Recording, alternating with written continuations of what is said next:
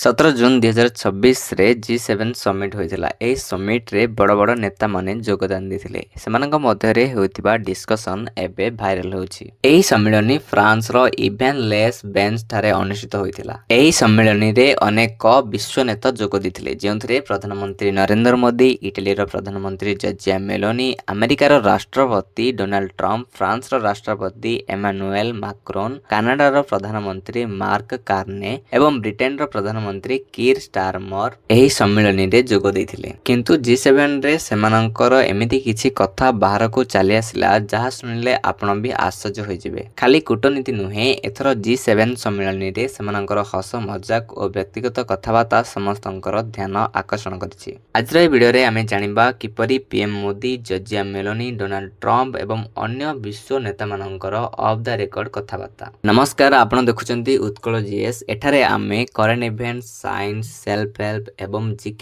GS ପରି topic ଉପରେ discussion କରିଥାଉ। ଆଜିର ଏହି ଏପିସୋଡରେ ଆମେ ଦେଖିବା କିପରି ବିଶ୍ୱ ମଞ୍ଚରେ ରାଜନୈତିକ ନେତାମାନେ ଅଫ୍ ଦ ରେକର୍ଡ କଥାବାର୍ତ୍ତା ହେଉଛନ୍ତି। ପ୍ରଥମେ ଆମେ ଜାଣିବା କି ହଟ୍ ମାଇକ୍ କ'ଣ।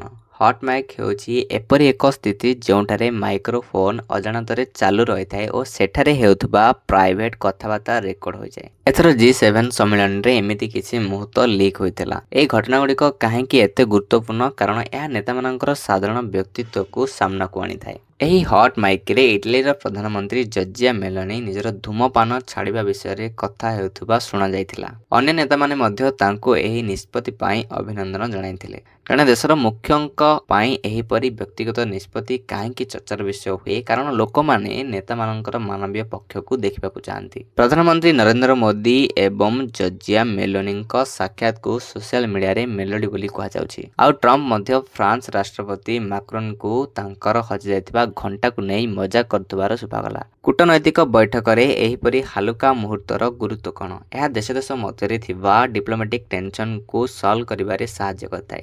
G7 ମାନେ ଗ୍ରୁପ ଅଫ୍ 7 ହେଉଛି 7ଟି ବଡ଼ ଅର୍ଥନୈତିକ ଶକ୍ତିଶାଳୀ ଦେଶର ଏକ ଅନୌପଚାରିକ ଗୋଷ୍ଠୀ ମାନେ ଇନଫର୍ମାଲ ଫୋରମ୍। ଏଥିରେ Canada, France, Germany, Italy, Japan, Britain ଏବଂ ଆମେରିକା ଅଛନ୍ତି। ଏମାନେ ବିଶ୍ୱ GDPର ପ୍ରାୟ 45% ଉତ୍ପାଦନ କରନ୍ତି।